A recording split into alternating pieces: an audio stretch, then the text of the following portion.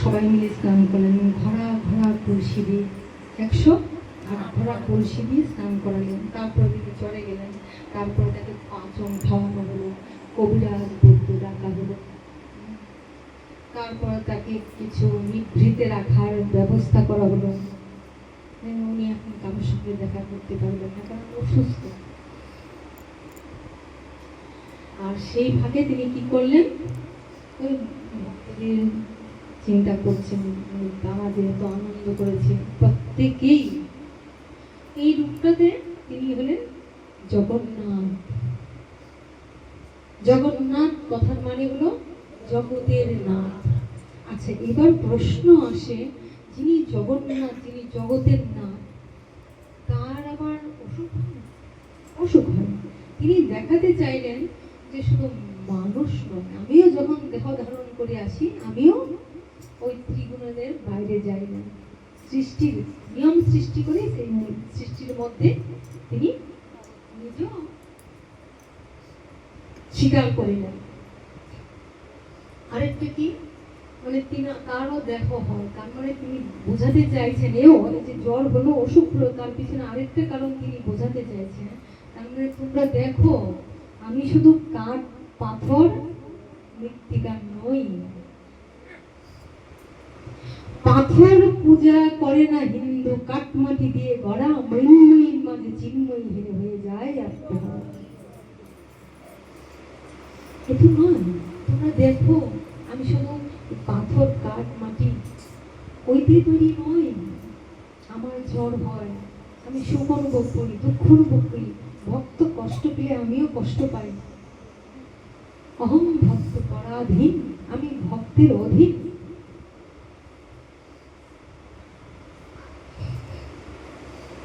এতে আমরা বুঝতে পারলাম যে ভগবান ভক্তের সমস্ত কিছু স্বীকার করেন। যদি ভক্তের মতো ভক্ত হওয়া যায়, ভগবান ভক্তকে দিয়ে অনেক কিছুই করেন। ভক্ত বদনে কথা বলেন, ভক্ত বদনে আহার করেন, ভক্ত হৃদয়ে সতত বিশ্রাম করেন। তিনি বলেছেন, ভক্ত দিলে আমি খাই, ভক্ত না দিলে আমি উপবাসই যাই। কি তাহলে এমনি কথা? এমনি কথা নয়। সচ্চিদানন্দময় ভগবান, আমাদের গোবিন্দ, তিনি তো এমনি বলেন না। তাহলে এই যে জ্বর আসার পিছনে আমরা কারণগুলি বুঝতে পারলাম। তিনি দেখাতে চাইছেন আমারও সুখ দুঃখ ভালো মন্দ অনুভব হয়, আমিও করি। এবার যিনি জগতের নাথ জগন্নাথ, আমাদের অনায়াসে প্রশ্ন আসে, তাহলে এরকম কেন জগন্নাথ আমার? হাত নেই, পা নেই, কিছু নেই, এ কি ভগবান? ভগবানের রূপ, হাত থাকবে না, পা থাকবে না। তিনি দেখাতে চাইলেন আমি জগন্নাথ, জগতের নাথ। তাহলে আমি এই আমার কর্মটা কি করি? জগৎকে দিয়েই করি, জগৎ জীবনের মধ্যে দিয়ে করি। জয় রাধা। জগন্নাথ জগতের নাথ, তাহলে তিনি জগতের মধ্য দিয়ে তার কর্মটা, লীলাটা প্রকাশ করেন। ভগবানই করছেন, কিন্তু যত সুন্দর কাজ, যত শুভ কাজ, যত মঙ্গল সূচক কাজ, সবই আমার ভগবানের কর্ম। যেখানে আনন্দ সেখানে গোবিন্দ, কারণ তিনি আনন্দময়। এটা তিনি দেখালেন। তো এই জন্য তিনি ছোট হয়ে বসে আছেন, হাত নেই, পা নেই, চলতে পারেন না, জগতের চরণে তিনি চলেন, সবার হাতে তিনি করেন, দেখিয়ে নিচ্ছেন যে আমি করছি। কিন্তু ওই যে আমার মহাপ্রভুর একটা লীলার মধ্যে আমরা দেখেছিলাম না, দেহ দাও দেহ দান, বলছিলেন না তোমরা আমায় ভালোবাসো? বলছি এই আবার কি প্রশ্ন? আমার গৌর সুন্দর বলেছিলেন তোমরা আমায় ভালোবাসো? যারা তার পিছন পিছন যায়, মহাপ্রভু যখন হাগর হা কৃষ্ণ বলে ছুটেন, তখন তারাও পিছন পিছন হাত তুলে ছুটে। যেখানে আমার গৌর সুন্দর যান লীলা করেন, যা কিছু করেন, সেখানে ভক্তরা তার পিছন পিছন ছুটে যায়। তাহলে তারা তো প্রমাণ দিয়েছে যে আমরা তোমাকে ভালোবাসি, তুমি যেখানে যাও সেখানে আমরাও যাই, তুমি যেভাবে চালাও আমরা সেভাবে চলি।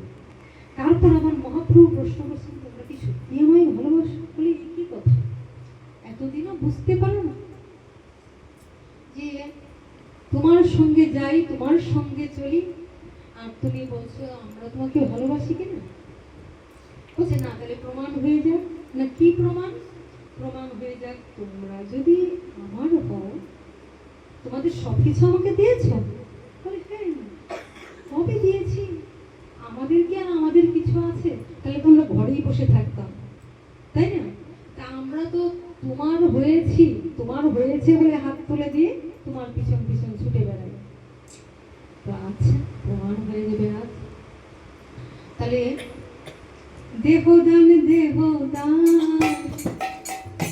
বহু সুন্দর সব ভক্তদের আজকে রাস্তায় দাঁড়িয়েছেন। তারাও প্রতিদিন তো বলো, একটা কথা আছে, easy to say but have to do. বলা সহজ, কিন্তু বাস্তবে কিছু করা অনেক কঠিন। তো মুখে তো তোমরা বলেছ তোমরা আমার, তো দেখি তো সত্যি সত্যি তোমরা আমার কতটুকু হয়েছ। মুখে আমরা বলতে পারি সবই তোমার, সবই তোমার, কিন্তু যখন প্রশ্ন আসে, সময় আসে, তখন তো সত্যি সত্যি চেনা যায়, তাই না? সময় না হলে কখনো কাউকে চেনা যায় না। কে আপন কে পর আমরা সময়ের নিয়মে বুঝতে পারি, মানুষকে জানতে পারি। যাই হোক, তো ভগবান বলছেন আচ্ছা তাহলে দাও দেখি, তোমাদের এই দেহগুলি তো আমার। বলে হ্যাঁ, তাহলে দাও। উনি আটকে দাঁড়ালেন, সবাই আটকে দিয়ে যেতে দিচ্ছেন না। বলছে কি করবেন? বলে দেহদান দেহদান দেহদান দেহদান দেহদান দেহদান, আমাকে দান দাও। আবার বলছে দেহ দান করো। দুইটা তত্ত্ব, দেহদান দেহদান। তোমরা আমাকে দান দাও, হাত পাচ্ছেন, আমাকে তোমরা দান দাও। আবার বলছে দেহদান, ওই দেহটাকে দান করো। দেহটাকে দান করলে দেহটা তোমাদের হয়, আমরা করি। যখন দীক্ষাকালে শিষ্য গুরুর চরণে আত্মসমর্পণ করে, তখনই আমার পরম দয়াল শ্রী গুরুদেব কর্ণমূলে বীজ মন্ত্র, কিন্তু আমরা আবার ভুলে যাই। এত সহজ তো নয়। বলছে দাও, দেখুন দেহদান দেহদান দেহদান দেহদান দেহদান দেহদান বলেন সুদূর ভগবান, দেহদান দেহদান বলেন সুদূর ভগবান, দেহদান দেহদান দেহদান দেহদান দেহদান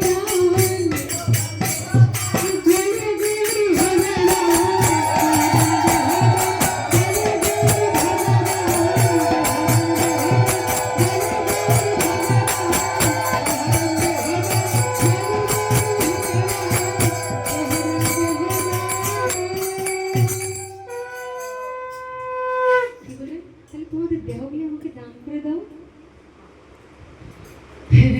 দান করার জন্য নেমে এসছে, উপর থেকে নিচে নেমে এসছে।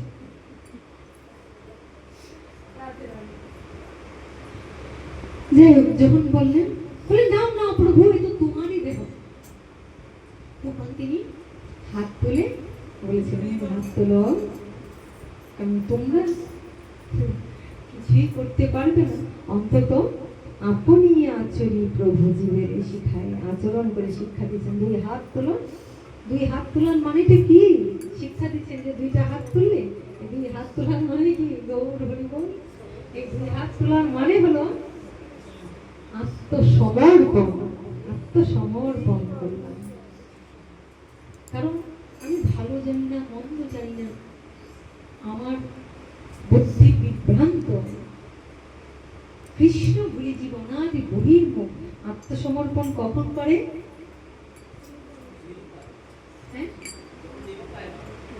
সত্যিকার অর্থে আমরা মানুষ সবাই নিরুপায়, নিমিত্ত মাত্র। আমাদের কি করা উচিত? অবশ্যই আত্মসমর্পণ করা উচিত। নয়তো কি হবে, সে আত্মসমর্পণ করার পরটাই আমার গৌর ভগবান করলেন শ্রীগুরুকে মাঝখানে দাঁড় করিয়ে রেখে তিনি ওই আত্মসমর্পণ করিয়েছেন। সরাসরি তিনি করেন না, করিয়েছেন। কেন করিয়েছেন? প্রত্যক্ষভাবে তিনি গ্রহণ করেন, পরোক্ষভাবে দান গ্রহণ করছেন। প্রত্যক্ষভাবে গ্রহণ করেন হলো শ্রী গুরুদেব। তাই বলছেন সাক্ষাৎ ভজন তেজে কেন মন বিচলিত অনুক্ষণ। সাক্ষাৎ ভজন আমরা করতে পারি শ্রী গুরুদেবের কাছে। এবার যদি আমরা আত্মসমর্পণ না করি তবে কি হবে? অর্ডার পড়ে গেছে। কোথায় অর্ডার পড়েছে? ম্যাজিস্ট্রেট অর্ডার করে দিয়েছে, যাও ওদেরকে ধরে নিয়ে আসো। চোর ডাকাত এটাই গৌর হরি। আমরা তো তাই করছি, তাই না? চোর ডাকাত ওগুলিকে ধরে নিয়ে আস। বলি ধরতে হাতে ধরে পায়ে ধরে বলো, বলাও। তারপরে যদি না বলে অবশ্যই তাকে ধরে নিয়ে আসো। তারপর যদি তারা তাও না আসে তাহলে কি করবে? বলে গুলি করো। এটাই গৌর হরি, গুলি করো। অর্ডার দিয়ে দেয় না? আমি এবার জাগতিক জায়গায় আসছি। যখন একটা মানুষকে খুন করলে কি হয়? তাকেও কিন্তু শাস্তি পেতে হয়। কি শাস্তি পেতে হয়? তারও মৃত্যুর দণ্ড। মৃত্যুর দিলে কাউকে তারও মৃত্যুদণ্ড।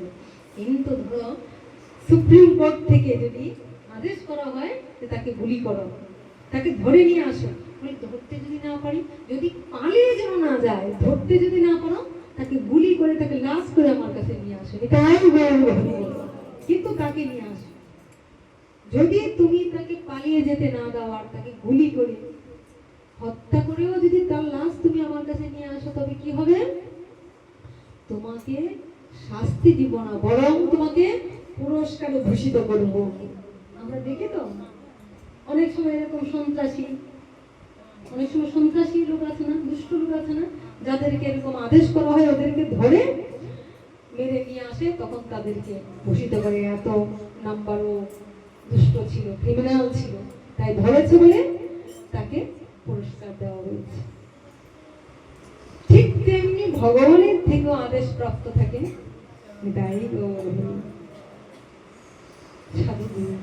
সাধুদের কাছে চেষ্টা করো, চেষ্টা করো, করো, তারপরও যদি না হয় কিন্তু তাকে ছেড়ে মানে এইভাবে ধরে আসলে। তাই আর যদি সেই জায়গায় ধরা হয়েছে গুলি, সেই গুলিটা কার? ভগবানের বন্দুকের গুলিটা ওখানে থাকবে। সামান্য জাগতিক আমরা যে দুঃখ কষ্ট দেখছি, এই দুঃখ কষ্ট দুঃখ নয়।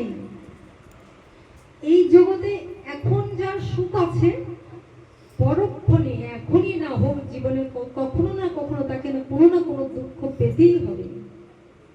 আবার এখনে যে দুঃখে আছে, সে কখনো না কখনো জীবনে চরম সুখ অনুভব করবেই করবে। এটা জগতের নিয়ম। কিন্তু যে দুঃখটা তাকে ভোগ করতে হবে, জন্ম মৃত্যু জরা ব্যাধির সার্কেলে তাকে বারংবার গতাগতি করতে হবে। পুনরূপ জন্ম, পুনরূপী মরণ, পুনরূপী জননী জঠরে শয়ন। সে হতে পারে জননী বৃক্ষলতা কৃমি, কি পশু পক্ষী, কোন কুলে যাবে, হতে পারে রাক্ষস, অসুরজনী, জানি না। যেমন কর্ম কর্মজি ফল। যদি সাধু গুরুর স্থানে সারেন্ডার আমরা না করি, ওই ফল তার কাছে পেতে হবে। তাই শাস্ত্র বলেছে বিধি পড়ো বলবান, না শুনে ধরো জ্ঞান। বিধি পড়ো বলবান, না শুনে ধরো জ্ঞান। সদাই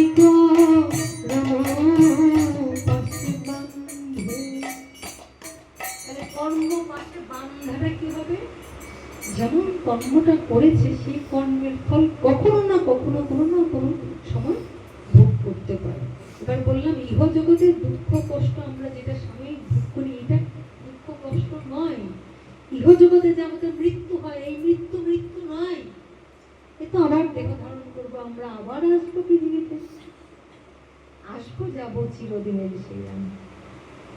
কিন্তু যদি সেই জন্মটা আমার মনুষ্য জন্ম না হয়, যদি ভূত পিশাচ অসুর রাক্ষস কৃমি কীট জন্ম হয়, তবে কি হবে? রজগুণে তমগুণে কোথায় যে পড়ে যাবো, কোনোদিন হরি কথা শ্রবণ করতে পারবো না, চৈতন্য হবে না।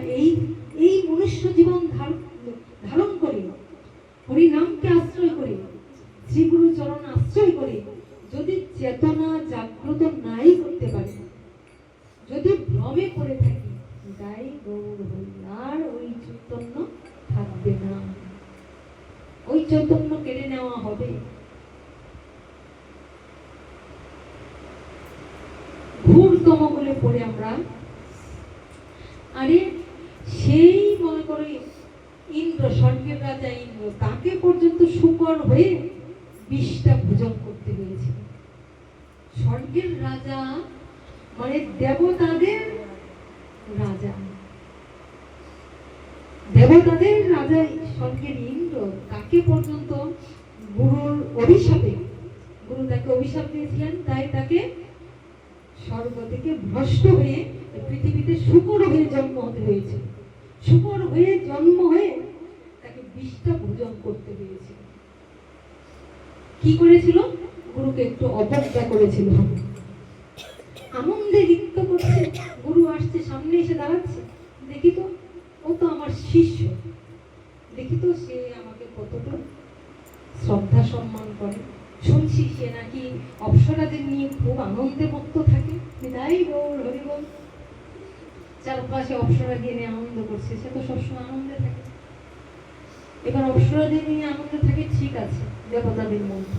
এবার গুরু যেই সামনে এসছে, বলছে না, শাস্ত্রে বলেছে যে আমি যখন ভগবানের পূজা করি, এটা সবার চেতনার জন্য যার যার স্থানে বলছি, আমি যদি ভগবানের সেবা পূজা করি, গুরু যদি দরজায় এসে দাঁড়ায়, পূজা ফেলে দিয়ে গুরু আগে এগিয়ে আনতে হবে, এটাই আমাদের বিধান। তাই ভগবান বলছে, আমার থেকে আমার নাম বড়, নাম হচ্ছে আমার ভক্ত বড়, অহং ভক্ত বড়, সবাই ভক্ত। তাহলে আমরা ভক্ত হয়ে ভক্তকে আশ্রয় কেন করি? ভগবানই দিচ্ছি, ভগবানই গুরুরূপী পৃথিবীতে এসে জীব উদ্ধারের আবার চেষ্টা করেন। ভগবানের এটা আদেশ, যেমন করে আদেশ করা হয় চোর ডাকাতকে, ছিনতাইকারীকে ধরে আনো, ধরতে না পারলে তাকে মেরে আনো, গুরুর কাছেও ভগবানের এই আদেশ দেওয়া। জয় রাধে, যার যার গুরুর কাছে। এইবার যদি সেখানে আমাদের চেতনা জাগ্রত না হয়, কি হবে? ওই ইন্দ্র খুব অহংকার করছিলেন, খুব দম্ভ অহংকার করছিলেন। যখন জানতে পেরেছে গুরু এসেছেন, তথাপি সে মুখ ঘুরে ঘুরে যাচ্ছে, এটাই গৌর। গুরু মনে ভাবছি, কি আমি সামনে এসেছি, সবাই আমাকে দেখছে, সবাই প্রণাম করছে, ও তো আমাকে প্রণাম করছে না, ও তো আমার দিকে তাকিয়ে দেখছে। তাই গুরুদেব তো ছাড়বেন না, তাই ইচ্ছা করে আবার সামনে যাচ্ছে, ঠেলে ঠেলে সামনে যাচ্ছে, গিয়ে ওখানে সোজাসুজি দাঁড়াচ্ছে। সে কি করছে? আবার একটু ঘুরে ওই দিক ফিরে যাচ্ছে, এটাই গৌর। তেমন কোন দোষ করেছিল? অনেক বড় অপরাধ। আবার গুরুদেব চিন্তা করছে যে ওইদিকে ঘুরে আছে, গুরুদেব ঘুরে, গুরু কে ছিলেন? গুরু বৃহস্পতি, দেবতাদের গুরু ছিলেন বৃহস্পতি। তা গুরুদেব কি করলেন, না ও তো আমার শিষ্য, ও আবার এরকম করছে। আবার গুরুদেব ঘুরে গিয়ে ওর যেদিকে মুখ করছে ওখানে গিয়ে সঙ্গে সঙ্গে দাঁড়াচ্ছে, সে আবার মানে না দেখানোর মতো ভান করে করছে। এত সুন্দর জীবন পেয়ে অমরাবতীতে থেকে অপ্সরাদের সঙ্গে আনন্দে থাকো, অমৃত ভোজন করো, দেবতাদের রাজা হয়েছ, যা তবে এই দেহ শেষ হয়ে তুই করবি, মরতে যাবে। কি করতে? মরতে যাবে, মানুষ হয়ে নয়। মানুষ হয়ে মরতে আসলে তো ভজন হবে, তো তোকে কি করতে হবে? শুকর জন্ম লাভ করে বিষটা ভোজন করবি। অনেকদিন পর্যন্ত তুই সব চেতনা ভুলে যাবে, জ্ঞান চৈতন্য চেতনা সব ভুলে যাবে, কিচ্ছু চেতনা থাকবে, আনন্দে বিষটা ভোজন করবে। এবার শুকর রূপে আসতে সময় সে কি ভালো মন্দ আর কি কিছু জানে না, মনের আনন্দে বিষটা ভোজন করে। এটাই তো তার খাদ্য, মনের আনন্দে। এটাই তার কাছে খাদ্য। একটা সাধারণ মানুষ, ভালো মানুষ যে ভালো মন্দ বিচার করে, তার তোর বিচার নেই, ওইটা তার কাছে সুস্বাদু খাদ্য। শুকরের সবচেয়ে আনন্দের খাদ্য ওইটা। চেতনা নাই, ভূত নাই, স্মৃতি সব নষ্ট করে দিয়েছে। গৌর হরি বল। তারপর কি হলো? তারপর যখন এমন দশা হলো, লাস্ট দিয়ে গুরুর মনেও কষ্ট হচ্ছে, আমি তোকে অভিশাপ দিয়েছিলাম, তাহারে সব স্মৃতি বিস্মৃত হয়ে গেছে, কি হবে?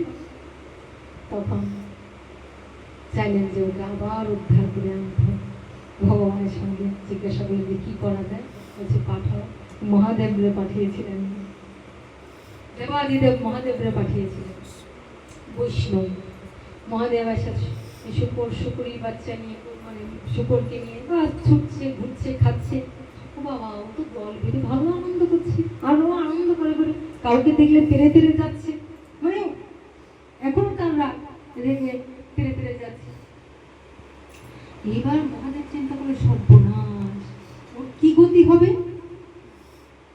কত মানে এই অপরাধের সীমা নেই, ওর কি গতি হবে? ও যে এমন ভাবে এখন আসছে। মহাদেব এসে বলছে, আমার কাছে এসো, তুমি কে? একবার ভাবো, একবার ভাবো, তুমি কে ছিলে? এই প্রশ্ন এলো, কে আমি, কেন যে এসেছি এখানে? কে আমি, কেন যে এসেছি এখানে? সে কথা কখনো নাহি ভাবি মনে, কখনো ঢোগেরো, কখনো তেগেরো, কখনো ঢোগেরো, কখনো তেগেরো, ছলনায় এ মননাছে। ওহে প্রাণের ঠাকুর গোরা,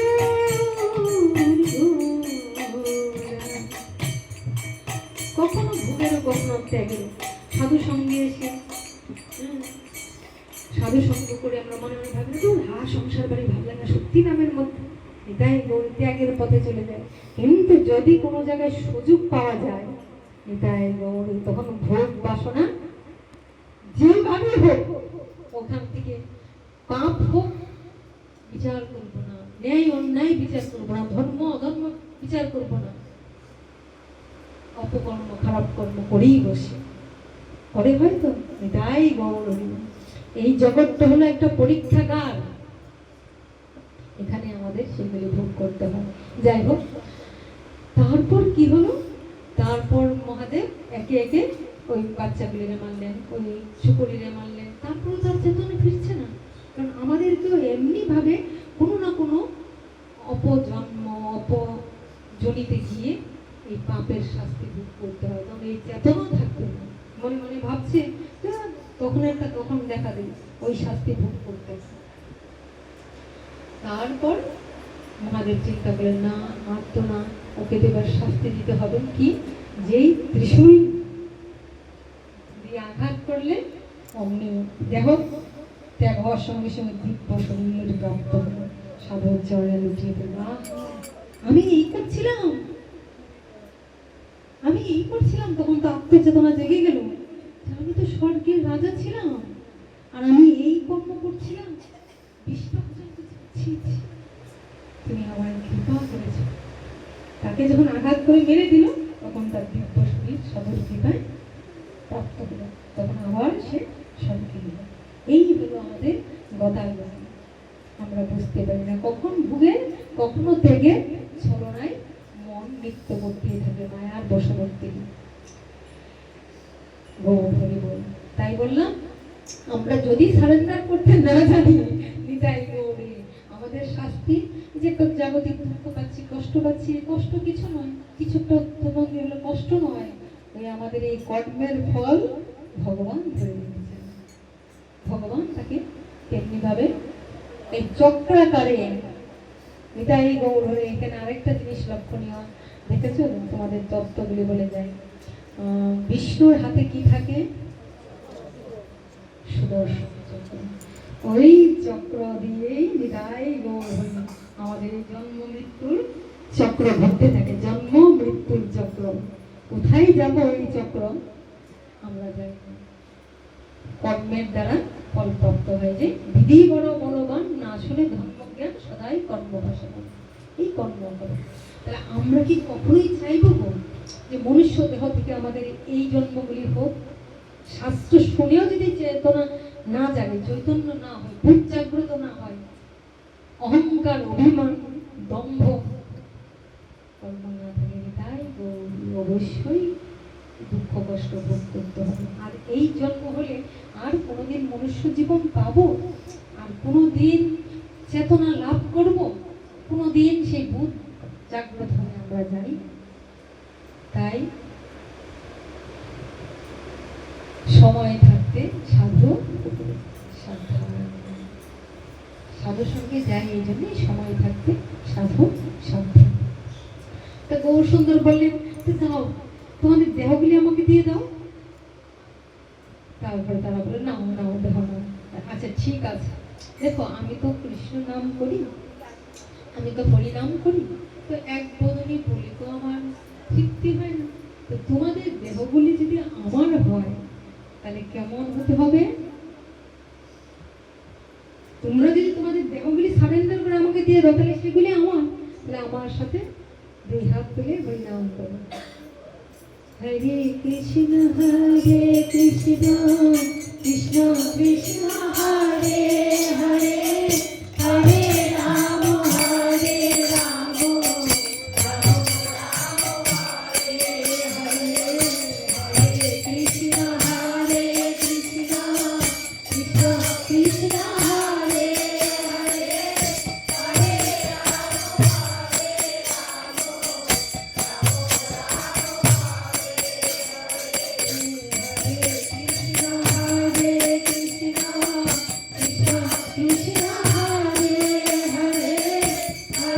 রাম হরে রাম,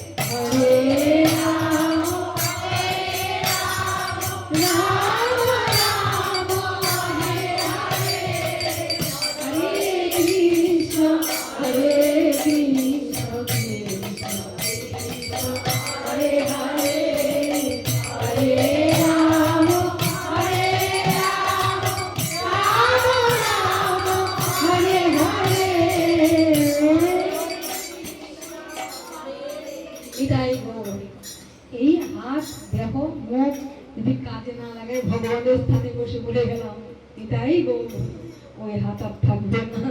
গৌর কৃষ্ণ বলার বেদনা থাকবে না। তাই সময় থাকতেই আমাদের সাবধান হতে হবে, কারণ ওরে মানুষের আকার হইলে কি হয়, তুই করো ওরে মানুষের আকার হইলে কি হয়, তুই করো ভূতের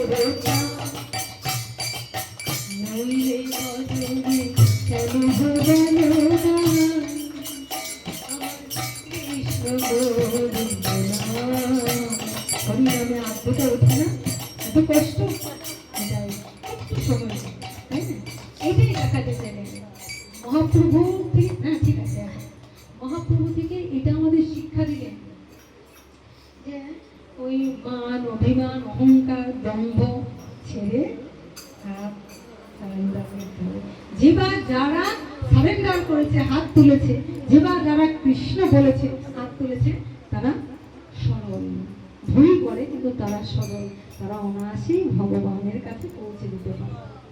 কিন্তু যেবার যারা দাম্ভিকতায়, অহংকারে, জ্ঞান দিয়ে মনে মনে ভাবছে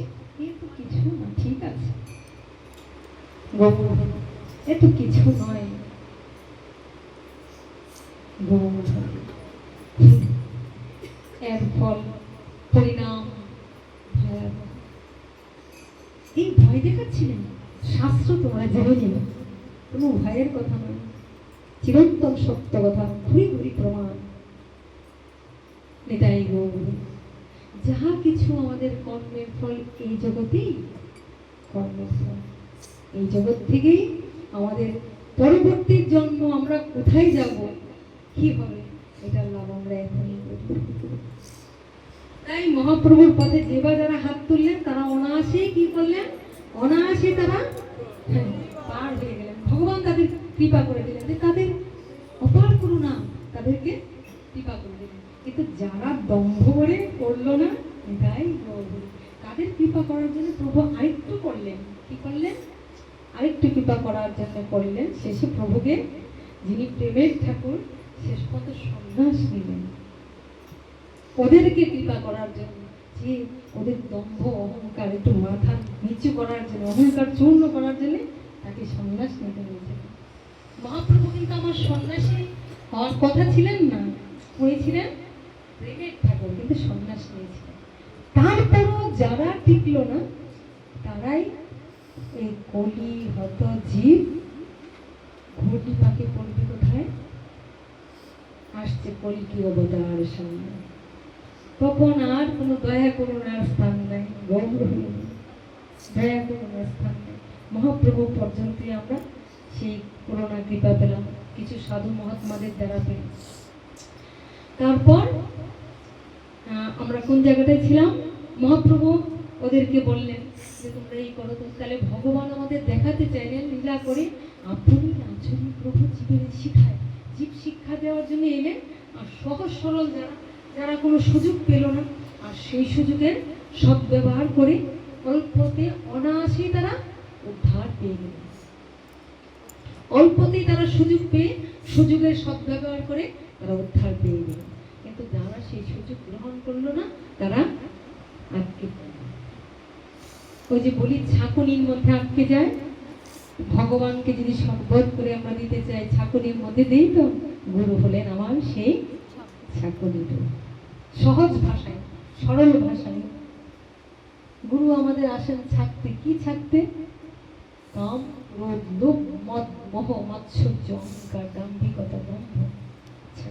ওই ছাঁকুনির মধ্যেই আমরা ধরা। এইবার ভগবান আমার কোথায় যাবেন? আমায় নিয়ে ব্রজে চলুন। ওইখানে তিনি মনে মনে চিন্তা করলেন এবার ব্রজে যেতে হবে, ব্রজে যাব, মেঘে খাবো, তবু এছাড় ঘরে আর রইব না। এই দেহ ঘরে আর রইব না, এই দেহ ঘরটাকে কি ঘর বানাবো? বৃন্দাবন ঘর। এই দেহটা কিন্তু একটা ঘর, এই ঘরটাকে আমি বৃন্দাবন তৈরি করতে পারি, তাই না? সর্বক্ষণ ওইগুলি সবচেয়ে, যেটা সবচেয়ে খারাপ, কাম, ক্রোধ, দুধ, মদ, মোহ, মাৎসর্য, মদ, মোহ তো খারাপ, সবচেয়ে খারাপ হলো, মনে রাখবে সবাই, মাৎসর্য, মানে হিংসা। কারো ভালো দেখে, কারো কিছু দেখে যদি কারো ভিতর মাৎসর্য ঢুকে গেলে, জানবে তার জন্ম জন্মান্তর সে আর আধ্যাত্মিক পথে ঢোকার কোনো উপায় থাকবে না। মাৎসর্য মানে হিংসা, পরশ্রীকাতরতা, অন্যের ভালো দেখে যদি কারোর ভিতর জ্বালা হয়, কারো কোনো ক্ষতি করার চেষ্টা করে, এটাই মাৎসর্য। যাই হোক, এগুলি পাঠের মধ্য দিয়ে দিয়ে যখন তত্ত্বকে আসে, এগুলি আমার বাবার কথা, যে তুমি ভগবানের ইচ্ছে, গুরুদেবের কৃপায় যখন হরি কথা বলছো, শুধু হরি কথা নয়, কিছু কিছু মানুষ আছে যারা হরি কথা শ্রবণ করবে বটে, এই কান্দে শুনে এই কান্দে বের করে দিবে, কারণ হৃদয়টা মার্জিত হয়। তুলসী পাতাটা যদি ভগবানের চরণে লাগাও, পড়ে যাবে না? কিন্তু ঘন করে যদি চন্দন মিশিয়ে ওই ঘন চন্দনটা গোবিন্দের চরণে লাগিয়ে দিই, তাহলে শুকিয়ে চরণে আটকে থাকে, তাও পড়বে। কাচের পিছনে যদি প্রলেপটা না দাও, মার্কারি না দেওয়া হয়, তাহলে কাজটার মধ্যে মুখটা দেখা যাবে? যাবে না তো। তো ওই কাচের পিছনে ওইটা যখন লাগানো হবে, তখন ওই ওই কাজটার মধ্যে দাঁড়ালে নিজের ছবিটা দেখা যায়। গরু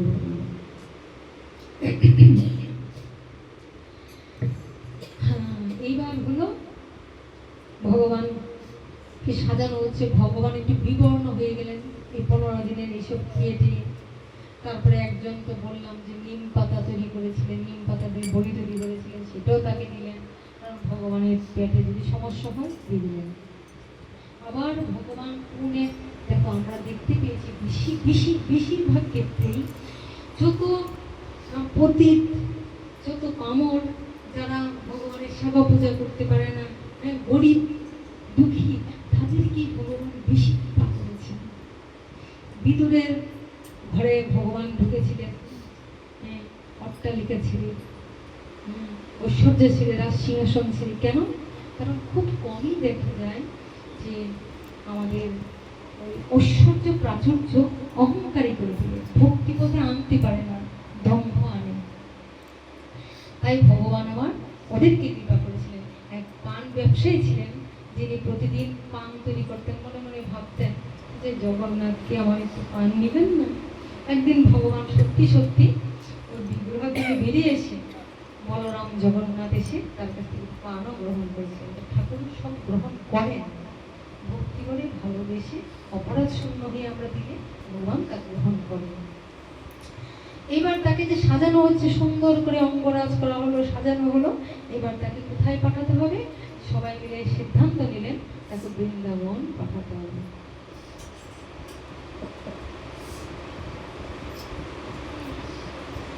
চলো মন বৃন্দা, চলো মন গঙ্গা যমুনার তীর, চলো মন গঙ্গা যমুন। শুধু জ্ঞানটুক লাভ করলে হবে না, জ্ঞানটা শুনছি কিন্তু হৃদয়ে আর ভক্তি আসছে না, শুধু জ্ঞানটাই নিচ্ছি। আর জ্ঞানের দাম্ভিকতাই আমাদের অহংকার, জ্ঞানের দাম্ভিকতা অহংকারই আমাদের বেশিরভাগ পদস্খলন ঘটায়। কারণ পূর্ণ জ্ঞান হলে তার পদস্খলন ঘটতো না। সে যদি শেষ পর্যন্ত জ্ঞানটা জানতো তাহলে তার কখনো পদস্খলন ঘটতো না। জ্ঞান কিছু জানে, কিছু জানে না, তার অহংকার আসে, দাম্ভিকতা আসে। এই যে বলছি, চলো মন গঙ্গা যমুনার তীর, চলো মন গঙ্গা যমুনার তীর, গঙ্গা যমুনার নির্মল পানি সুধীর হবে শরীর, আর শীতল হবে শরীর, চলো মন গঙ্গা যমুনার তীর। কোন গঙ্গা যমুনা? এটাই যখন আমাদের আত্মাগুলি শুদ্ধ হবে, যখন হরি কথায় প্রেম জাগবে, যখন আমাদের অপরাধ শূন্য হবে, তখন ভগবানের কথা বলতে বলতে আমরা আনন্দ অনুভব করি। এই গঙ্গা জলে ভগবানের সেবা করতে হবে।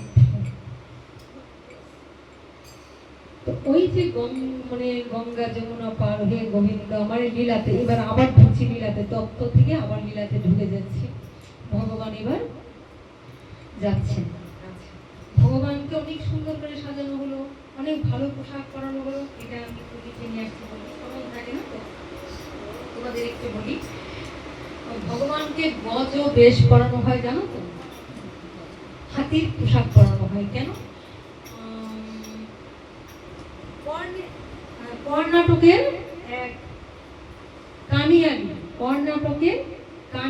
গ্রামে এক গজপতি নামে এক ভক্ত ছিল। কি নাম? কর্ণাটকের কানিয়ালি গ্রামে এক গজপতি নামে এক ভক্ত ছিলেন। যেই ভক্ত কিনা গণেশের উপাসক ছিল। কার উপাসক ছিল? গণেশের উপাসক ছিল। তাই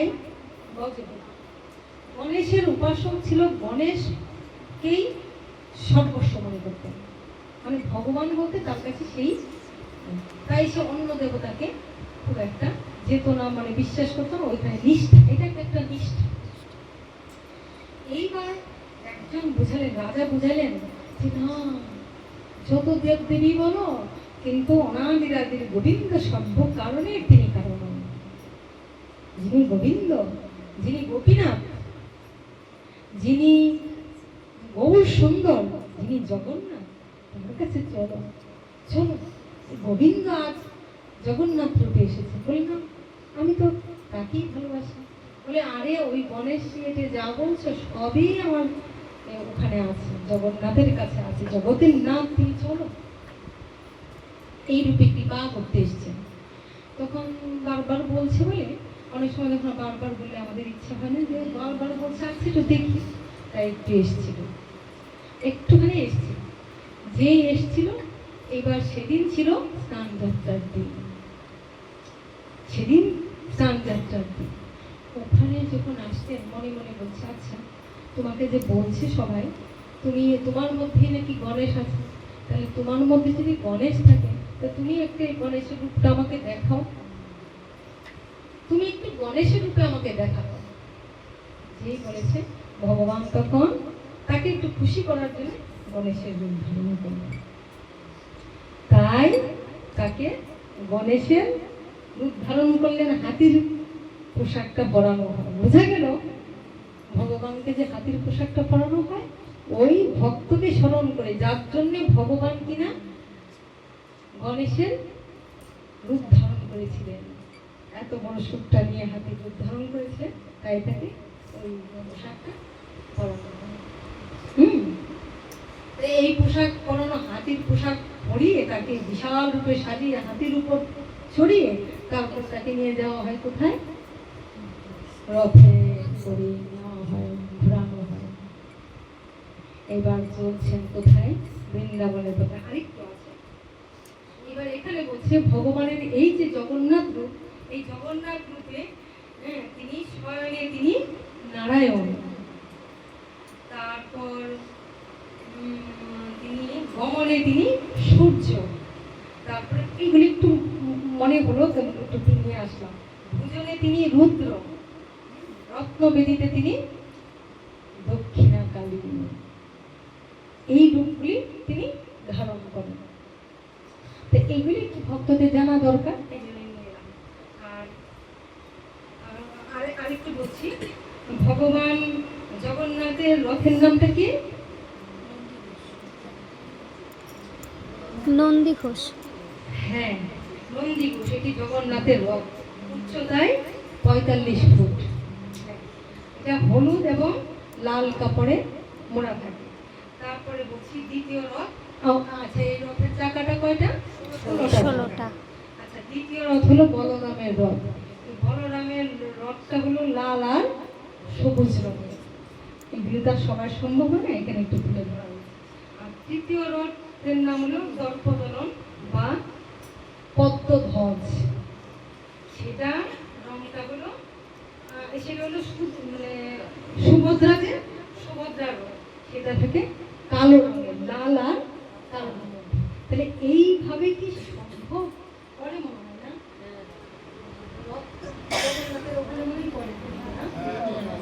করে মনে হয় না। আচ্ছা, আর আরেকটা জিনিস হলো বলা হয়েছে এই যে রথগুলি, ওই রথগুলি ওখানে পরে কিনা আমি জানি না, রাধে রাধে, ওখানে কি রথ শেষ হওয়ার পরে পুড়িয়ে দেয়? হ্যাঁ, একমাত্র ওখানেই সম্ভব, আর কেউ তো আমরা পারি না। যারা যারা রথ করে ওটা আমরা ছেড়ে রেখে দিই, পরের বছর আবার করতে হবে, কি করে করবে? সম্ভব তো নয় মানুষের পক্ষে। যেহেতু ওখানে ভগবান আর কোথাও হয় না, সবাই রথকে এরকম ভাবে গুছিয়ে রেখে দেয়, সম্ভব সম্ভব তো না। হ্যাঁ,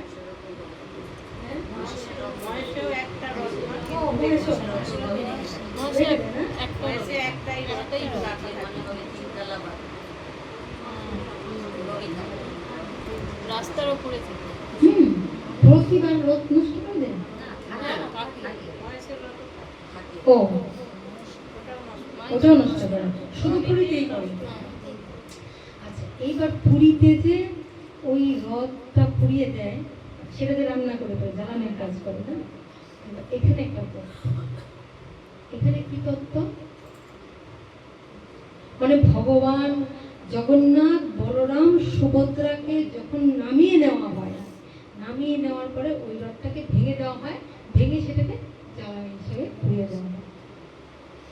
আমাদের এই রথগুলিতে যে ভগবান আমাদের আছেন, কিন্তু আমরা ভগবানকে ঢেকে রাখছি কাম, ক্রোধ, রূপ, মদ, মোহ, মাৎসর্য দিয়ে তাকে চাপা দিয়ে, আর তিনিও চেপে আছেন। ঠিক আছে, জায়গা আদে মানে মানে ভগবানের অংশাদি অংশ, ক্ষুদ্রাদি ক্ষুদ্র, কেশাগ্রের অগ্রভাগকে যেটুক বলে এইটুক অংশ দিয়ে আমরা চলি, বলি, কথা বলি, তার একটা রে আমাদের মধ্যে আছে, যেইটার শক্তিতে আমরা এরকম ভগবানের পূর্ণ নয় আছে আমাদের মধ্যে। বুঝা গেল? কেশাগ্রের অগ্রভাগকে সহস্র ভাগ করলে যে অংশটুকু দূর দেখা যায় না ঠিকভাবে, ওই অংশটুকু আমাদের মধ্যে আছে, তাতেই আমরা এত কিছু করছি।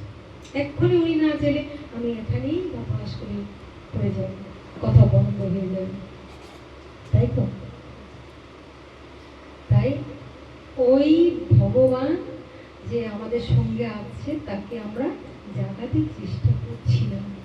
যখন আমাদের এগুলি নষ্ট হয়ে যাবে, কামনা, বাসনা, লোভ, লালসা, ক্রোধ, অহংকার, দম্ভ, ষড়রিপুকে যখন আমরা বশ করতে পারবো, তখন ভগবান সেখানে প্রকট হওয়া সম্ভব। আর এমনিতে ভগবানকে ঘুম পাড়িয়ে রাখা হয়েছে ডাইন মোর হৃদয়ের গোপন বিজন ঘরে একলা রয়েছ শয়ন সতন পারে, প্রিয়তম হে জাগো জাগো জাগো, রুদ্ধদ্বারের বাহিরে দাঁড়াইয়া আর কতকাল এভাবে কাটাবে স্বামী, প্রিয়তম হে জাগো জাগো জাগো। তাকে জাগাতে চেষ্টা করি না, কারণ তিনি তো জগৎ স্বামী। ইহ জগতের নারীর যে স্বামী, সেই স্বামীরও স্বামী। ভগবান এমনি ভাবে চুপ করে আছে, তাকে এমনি করে সুন্দর করে সাজানো হচ্ছে, তাকে তুলে নেওয়া হচ্ছে রথ নিয়ে। এবার আমাদের তত্ত্বে বলছে, আমাদের এই দেহ রথকে যখন তিনি ছেড়ে দেবেন, নির্দিষ্ট সময় আছে চেতনা লাভ করার, সাধু সঙ্গ করার, চৈতন্য লাভ করে চৈতন্যের অধিকারী হওয়ার একটা সময় আছে। কদিন রহিবে ভব মাঝে আর, ভাই কদিন রহিবে ভব মাঝে আর, অবিলম্বে করো যাহা করিবার। কদিন সময় আছে, আমাদের সময় খুব অল্প, সীমিত সময়। এই সময়ের মধ্যে যার হলো হলো, যার হলো মানে তাই যখন সময় হবে, যখন সমন ডাক দিবে, বিদায় গৌর, সময় শেষ। এই দেহ থেকে যেই বেরিয়ে যাবে, অমনি ওই দেহটাকে কি করা হবে? আমরা কি দেখি? এই তো ওই যে জ্বালানিটা আগুনে দিয়ে দিচ্ছে না, পুড়িয়ে যাচ্ছে না, তেমনি ওই দেহটার থেকে যখন পরমাত্মা ভগবান যাবে, হবে অন্তর্ধান, এই দেহ হবে ভস্য অথবা কৃমি কীটের খাদ্য। কৃমি কীট কিলিবিলি করবে দেহের মধ্যে, তাই তাকে পুড়িয়ে দেওয়া হবে। এইগুলো দেহের পরিণাম। তাই শুধু ধুলি শুধু ছাই, মূল্য যার কিছু নাই, শুধু ধুলি শুধু ছাই, মূল্য যার কিছু নাই, মূল্য তারি করো সমর্পণ। এক থেকে ছাই বস জগন্নাথের রথকে দিয়ে ওই তত্ত্বে আমাদের জানানো হচ্ছে যে ওখানে দেখা যায় রথ ভেঙে দিচ্ছে, আমাদের দেহ রথ ভেঙে দেওয়া হবে। দেখি তো দাও দাও করে আগুনে জ্বলছে, এই চিতা বর্ষ মুহূর্তের মধ্যে হয়ে যাচ্ছে। দেখছে তো লাঠি দিয়ে দেহটাকে এই পজিশন করে দিল। আর সত্য বড় কঠিন, সত্য বড় কঠিন, তাই অপ্রিয় সত্য কথা বলতে চায় না। অপ্রিয় সত্য কথা আমাদের মনে দুঃখ হয়, আঘাত হয়। অপ্রিয় সত্য কথা আমরা বলতে পারি না, কিন্তু যেহেতু সত্যকে মুখোমুখি হওয়া দরকার, আড়াল থেকে সত্য এটা অনেক সময় চাপা পড়ে যায়, তাই না? কিন্তু যদি মুখোমুখি আমরা হই তাহলে অবশ্যই সেই সত্যকে নেওয়ার সমস্যা। সত্য বড় কঠিন, কিন্তু তবু সত্য সত্য, তবু সত্য সত্য, সত্য কখনো তাই বলে মিথ্যা হয় না। রাধে রাধে। তো এখানেই আজকে রাখবো। ভগবান সম্পূর্ণরূপে এই যে আমাদের এই তত্ত্ব দিলেন, তারপরে ভগবান চললেন কোথায়? রথে চড়ে যাচ্ছে বৃন্দাবন গেলেন। আচ্ছা, আমরা ওই জায়গাটা দিয়ে ভগবান রথে চড়ে বৃন্দাবন পৌঁছে গেলেন। এবার পৌঁছে যাওয়ার পরে কয়দিন থাকছে? তার মধ্যে 5 দিন পার হয়ে গেল। এবার লক্ষ্মী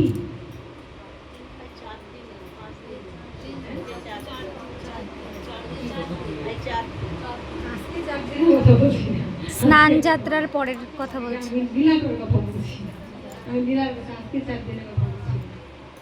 লক্ষ্মী দেখছেন 4 দিন পার হয়ে গেল, 5 দিন পার হয়ে গেল, স্বামী তো আসছেন না। স্বামীকে জগন্নাথ আর লক্ষ্মী দেখছেন যে আশ্চর্য, কোথাও যদি যায় তো আমাকে নিয়ে যাবে। হ্যাঁ, আমি মহালক্ষ্মী, আমাকে নিয়ে আনা নিয়ে স্বামী চলে গেল। কাকে নিয়ে গেল? ভাই বোনকে নিয়ে চলে গেল। তাহলে দেখো হিংসা সব জায়গায় আছে। এটা হিংসা নয়, এটা হিংসা, এটা কি? ভালোবাসা, অভিমান। অভিমান। এটা অভিমান। একটা জিনিস মাথায় রাখতে হবে, ভগবানের ক্ষেত্রে তো অভিমান হয়, ভালোবাসলে অভিমান আসবে, কিন্তু অভিমান যেন অহংকার দম্ভে না পৌঁছে। ভালোবাসলে অভিমান আসবে, এটাই সত্যি কথা। হ্যাঁ, এবার ভালোবাসতে বাসতে বাসতে ওই উঠে যখন উঠবে তখন আর অভিমান থাকে না। কিন্তু কিছু কিছু ভালোবাসলে দেখো দেখো তাদের অভিমান হয়। তাহলে আমাদের কি কথা? আমাদের অভিমান আসবে, কিন্তু মাথায় সবসময় রাখতে হবে অভিমান থেকে যেন আমাদের অহংকারের জন্ম না নেয়, দম্ভের জন্ম না নেয়। অভিমান করলে দোষ নেই, অভিমান হতে পারে। অভিমানটা যখন অহংকার হয়ে যাবে, দম্ভ হয়ে যাবে, অপমান করার টেন্ডেন্সি ভিতরে এসে যাবে, মানে একটু অপমান করা, একটু হেয় করা, বা একটু তাকে শাস্তি দেওয়া, এরকম একটা মানসিক ভাবনা এসে যাবে, তখন সেটা অপরাধ, সেটা অন্যায়, গুরুতর অপরাধ। তারপর আস্তে আস্তে তার ভিতরে ঘৃণার সৃষ্টি হবে, যাকে ভালোবাসি তার প্রতি একটু রাগ, খুব ঘৃণার সৃষ্টি হবে, এটাই সত্য। তো ভগবান এখানে দেখাতে চাইছেন যে দেখো আমার স্ত্রী লক্ষ্মীর অভিমান হবে। এবার দেখো স্বামী স্ত্রী, সেখানে একটু অভিমান হবেই, এখানে স্বামী স্ত্রী বলে কথা। এবার সেখানে লক্ষ্মী ছুটে গেলেন, কাকে? সখীদের নিয়ে বলে চলো দেখি তো আসলে ঘটনাটা কি, আমাকে নিয়ে গেল না। কাকে নিয়ে গেল? ভাই বোনকে নিয়ে গেল। এতদিন তার শরীর খারাপ, তাই তাকে ছাড়া হলো। কি জন্য ছাড়া হলো? যে একটু হাওয়া বদল দিলে একটু ভালো হতো। 5 দিন হয়ে গেল, আমার কথা মনে নেই, কোনো খবরও নেই। হচ্ছে তো ভিতরে কি হচ্ছে, ঘটনাটা কি? হ্যাঁ, ঠিক আছে, ঘুরতে গেলে এখন আসছে না, এটা হলো ভালোবাসা। কি ব্যাপার, আমার খোঁজ নিচ্ছে না, ভালোবাসা, স্বামীর প্রতি ভালোবাসা, প্রকৃতভাবে ভালোবাসা। এবার চলো তো সখীদের নিয়ে গেলেন লক্ষ্মী। গিয়ে এবার দেখছে বাবা, সে তো সেখানে বসে আনন্দে হাসছে, আনন্দ করছে, গল্প করছে। কোথায় অসুখ? অসুখ বিসুখ কিছুই নেই। জয় রাধে। যে দেখছে অসুখ বিসুখ তো কিছুই নেই, দিব্যি হাসছে, সবাই আনন্দ করছে। বাবা, তার মানে আমাকেও মনে গেছে। এই আনন্দে পড়ে মানে বাড়ি ফিরতে হবে, আমি যে স্ত্রী, আমি যে তার জন্য চিন্তা করছি, আমার যে কষ্ট হচ্ছে, সবই ভুলে গেছে। তো বিরাট আনন্দে আছে। না হচ্ছে বিদায় গৌর। তো স্বামী তো, স্বামীর উপরে একটু অধিকার আছে, অধিকার থাকা ভালো। এখানে দেখাতে চাই, হ্যাঁ, যার যতটুকু অধিকার, অধিকারের মাত্রা বুঝতে হবে। রাধে রাধে। অবশ্যই আমরাও ভালোবাসতে, কিন্তু আমাদের কিছু কিছু অধিকার আছে, কিন্তু অধিকারের মাত্রা জানতে হবে। মাত্রা না জানলে কিন্তু এটাই গৌরী, অধিকার না লোভিয়া সিদ্ধ দেহ ভাবে। আজকে দেখো, স্বামীর উপর একজন স্ত্রীর যে অধিকার, সন্তানের উপর যে অধিকার, আবার কেউ সন্তানের মতন বা কাছাকাছি আছে তারাও একটু অধিকার করে, কিন্তু এবার যদি মাত্রাটা ক্রস করে তার বেশি এগোতে চায়, তখন কি হয়ে যাবে? অধিকারের অপব্যবহার হয়ে যাবে। এই জন্য ভজনের ক্ষেত্রে অধিকার করো, অভিমান করো, কিন্তু লিমিট ক্রস করা যাবে না। কার সাথে কতটুকু তোমার করলে ভালো লাগবে, আনন্দ হবে, সেটা বুঝতে হবে। এবার স্বামী স্ত্রীর ব্যাপার, সেখানে তার অধিকার আছে। গেলে দেখলে মনে মনে ভাবলেন, আমার স্বামীর দিকে তাকালেন না, তার হাসি মুখটা দেখে ফেললেন, তার মানে বুঝলেন মানে এখানে আরো কিছু বেশ আনন্দ পাচ্ছে, যার জন্য আমাকে ভুলে আছে, আমার কথা স্মরণ করছেন। তাই ওইটা স্মরণ করে কি করলো, আর স্বামীর সামনে গেলেন, বলছে না আমার বুঝে হয়ে গেছে, আর দেখতে হবে না, যাও। কি করতে হবে? রথের চাকাটা ভেঙে দিতে হবে। সেই রথে আসার আগে রথের চাকাটা ভেঙে দিয়ে চলে গেল। এইটা দিয়ে কিন্তু আমাদের শিক্ষা দিয়েছে যে আমাদেরও ভিতরে অভিমান হয়, আমরা রাগ করেই করি, কিন্তু যার যার অধিকারের মাত্রা বুঝতে হবে। আমার কতটুক করলে যেটা সুন্দর শোভন হবে, আর কতটুক না করলে অশোভন হবে। হ্যাঁ, কার কতটুক সেই অধিকারের জায়গাটা আমাদের মেপে নিতে হবে। লক্ষ্মীর তো অবশ্যই সে অধিকার, লক্ষ্মীর চাইতে অধিকার কার বেশি আছে গো? হ্যাঁ, তোমাদের অভিমানের কথা মনে হয়েছে? তোমরা ভাঙাচোরা করেছ। স্বামী স্ত্রীর মধ্যে যে অভিমান আর ভাঙাচোরা, আজকে মনে মনে ওই যে সান্ত্বনা গালে হাত দিয়ে চিন্তা করতেছে, হ্যাঁ আমরা অনেক ভালোবাসি, এটা করবে না। তো ওরকম হয়তো ভাঙাচোরা হয়তো কাঁধে রাখে। তো লক্ষ্মী ভেঙে চুলে রাগে একদম ভুলে সব বন্ধ করে চলে গেছে, আর দেখা করে না। এবার জগন্নাথের তো টনক নড়ে গেছে, সর্বনাশ, লক্ষ্মী আসছে, আর ভেঙে এটা তাড়াতাড়ি করে সারিয়ে নিয়েছে, যেতে হবে তো সারিয়ে নিয়েছে, কিছু বলল। এইবার লক্ষ্মী তো গিয়ে বাড়িতে গিয়ে গাল ঘুরিয়ে বসে আছে, হ্যাঁ, দরজা বন্ধ করে বসে আছে। যখন সর্বনাশ করেছে, এটা কিন্তু স্বামীদের সামলাতে অনেক সময় বুঝেন যে স্ত্রীরা আসলে অন্যায় করতেছে, কিন্তু যদি আরো বেশি খেপিয়ে দেওয়া হয় তাহলে কি হবে? বাপের বাড়ি চলে যাবে, তাই না? ওই জন্য অধিকারের মাত্রা বুঝতে হবে যে কোন জায়গায় গিয়ে কতটুকু সম্ভব। হ্যাঁ, ওরা যদি না সামলানো হয় তাহলে কি হবে? আমরা বাবার বাড়িতে গিয়ে বসে থাকবে, তাহলে একটু সামলাতে হবে। আমরা কাদের বেশি ভালোবাসি? আমাদের সন্তানদের বেশি। আর সন্তানরা যদি অভিমান করে না, এবার উল্টা পাল্টা করে যেতে আমাদের ওদের কিছু সামলাতে হয়। ওদের দায় নাই, কিন্তু দায়টা কি আমাদের, একটু সামলাতে হবে। এরকম কিছু কিছু ব্যাপার হয়। এবার গিয়ে রাগ করে দরজা বন্ধ করে গিয়ে বসে আছে লোক, মাথা দরজা খুঁজছে না।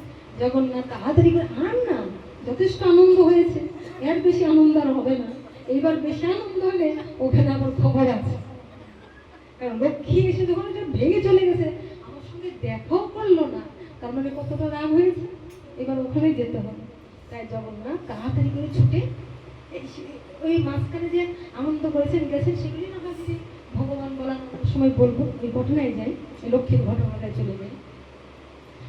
ছুটে গেলেন, ছুটে গিয়ে এইবার লক্ষ্মীকে দরজায় নক করছে, ডাকছে, আর লক্ষ্মী খুলে। হ্যাঁ, কারো যদি স্বামী স্ত্রীর মধ্যে এমন ভালোবাসা হয়, তবে সেখানে অভিমান করা সাজে, যদি সেই অধিকার পেয়ে থাকে। যদি দেখা যায় রাগ করে রাগ ভাঙাবে, তাহলে ঠিক আছে, এটাই দেখা যায় যে রাগ করে বাবার বাড়ি চলে গেলে নিয়ে আসবে, তাহলে ঠিক আছে। এবার কি হলো রাগে, এবার রাগে দরজা বন্ধ করে বসে আছে, খুলবে না, কিছুতেই খুলবে না। এবার বলছে লক্ষ্মী খুলো খুলো, খুব করছে, এবার খুলছে না। এবার মনে মনে চিন্তা করেছে ওখান থেকে আসে সময় রাগ কমানোর জন্য যতটুকু আদর করা যায়, ভালোবাসা যায়, মিষ্টি ভাষা সবই বলছে। এবার ভাগ দিয়ে ওখান থেকে সবচেয়ে একটা মিহিদানার একটা মিষ্টি নিয়ে আসছিল, যেটা লক্ষ্মী তো মিষ্টি খেতে ভালোবাসে, জানো তো। ওই জন্য জানতে হবে যে কার কোনটাতে দুর্বলতা আছে। ওই মিহিদানার মিষ্টিটা নিয়ে এসেছিল, এবার এটা দিয়ে বলছে ওটা না খুব সুন্দর, তোমার জন্য তো ওটা আনতে গিয়েছিলাম, তুমি তো ভালোবাসো তো মিষ্টিটা, তুমি একটু খাও। খাবে না, মিষ্টিটা দেখছি একটু দেখে দেখে খেতে ইচ্ছেও করছে, বারবার বলছে তুমি আমাকে এটা খাও, একটু খেয়ে দেখো। এবার মিষ্টি খেয়ে লক্ষ্মী রান্না দিল সুস্বাদু। এবার আরেকটু দিচ্ছেন জগন্নাথ, আবার লক্ষ্মী খেয়ে নিচ্ছে, খেয়ে নিলে কিন্তু একবার রাগ উঠলে কিন্তু সহজে কেউ খেতে চায় না, কারণ খেলে তো রাগ ভেঙে যাবে। এবার দিচ্ছে, লক্ষ্মী খেয়ে নিচ্ছে, আর খেয়ে নিয়ে ভেঙে গেল। কোন রকম ভাবে জগন্নাথ লক্ষ্মীর রাগ সামলালেন। রাধে রাধে। কাজ এখানেই হরি কথা ছাপবো, এখানে সামলালেন। আবার আমার লক্ষ্মী নারায়ণের মিলন হলো, তারা আবার ঠিক হলো। রাগ হয়েছিল ও ভাই বোনকে নিয়ে এত আনন্দ করছি, আমাকে ছেড়ে রেখে। আর এই জন্যই আমরা দেখি এখানে ভাই বোন, ভাই বোন আর জগন্নাথ ওদেরকে নিয়ে ওই আনন্দ করতে এসে বৃন্দাবনের সবাইকে দেখেছে জগন্নাথের কি আনন্দ, আকাশে বাতাসে আনন্দ সব ভুলে গেছে। এবার তোমরা দেখো, যারা খুব বেশি অশান্তি করে স্বামী স্ত্রী ঘরে মানে ভালোবাসেন, তারা অনেক সময় কি করে কোনো কোনো স্বামীরা কিন্তু বলে, আমি শুনেছি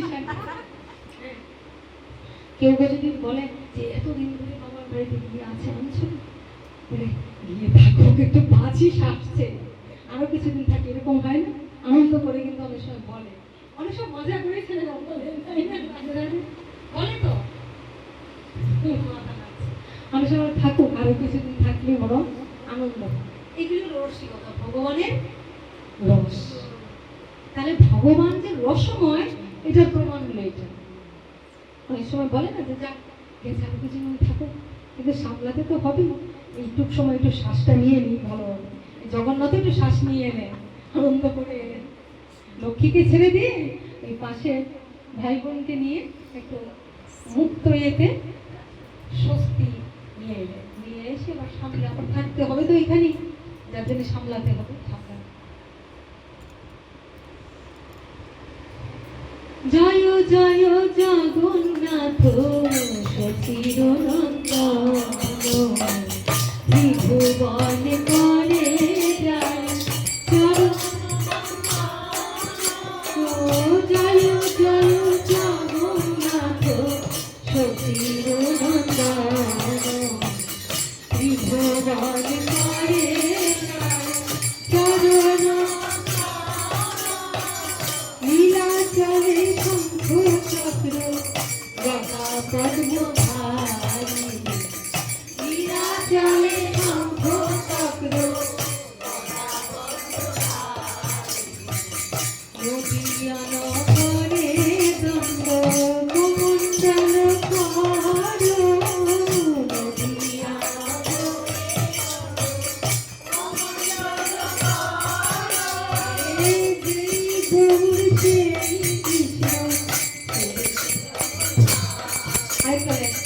কেহ বলে পুরো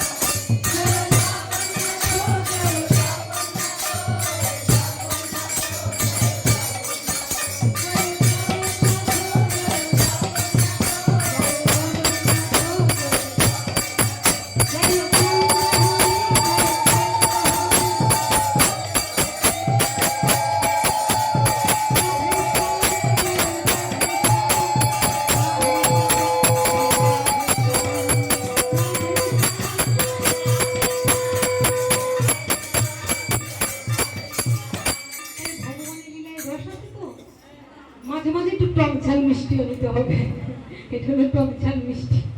তাই গৌর। কারণ তত্ত্ব করতে গেলে আমাদের অনেক সময় অনেক সত্য কথা প্রকাশ করতে হয়। অপ্রিয় সত্য কথা কখনো কারো মনে লাগতেই পারে, এটাই গৌর। কিন্তু ভগবানের কথা তো আস্বাদন করতে হবে। ওটা হলো টক ঝাল মিষ্টি। বেশি ঝাল হলে কষ্ট হয়ে যাবে, টক হলে যারা খেতে পারো না তাদের একটু কষ্ট হয়ে যাবে। আরেকজন বলছে, হ্যাঁ এটা হলো রস, বৈচিত্র্য রস। তা কি হলো, ওই রথগুলি আমাদেরও ভেঙে দেওয়া হবে। হ্যাঁ, যখন তিনি নেমে যাবেন ভগবানের রথটা ভাঙা মানে ওই লীলাতে ওই আনন্দ ভগবান করেছেন, লক্ষ্মীকে নিয়ে আনন্দ, আর তত্ত্বে দেখিয়েছেন ওই আনন্দ। তাই এখানে আর কথা